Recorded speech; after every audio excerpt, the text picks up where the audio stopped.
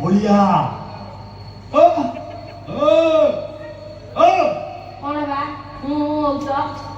ଯାଅ ଯାଅ ତେଣେ ଭିତରେ ଶୋଇବ ଯାଅ। ନା ନା ଭିତରେ କାହିଁ ଶୋଇବି ଯେ? ଏଇଟା ବା ମୋ ଶୋଇବା ଜାଗା, ମୁଁ ଏଇଠି ଶୋଇବି। ନା ନା ମୁଁ ପୁରା ଦେବଦାସୀ, ଆଉ କୋଉଠି ଶୋଇଲେ ମାରୁ ହେଇଯିବି, କାହା ସହିତ ମୁଁ ଶୋଇବିନି। ଓହୋ ଯାହା କହିବା କଥା ସେଟା ସେଟା ଖାଲି ମୁଁ ମାରୁଛ। କହିଛନ୍ତି କମ କଥା କମ ଖାଇବା ସ୍ୱାସ୍ଥ୍ୟ ପାଇଁ ଭଲ।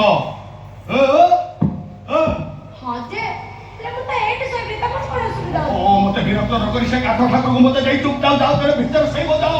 ଅଧିକ କଥା କହିବା ପାଇଁ ବାବୁ ମନା କରୁଛନ୍ତି। ନାଇଁ କଣ ତମ ଇଚ୍ଛା।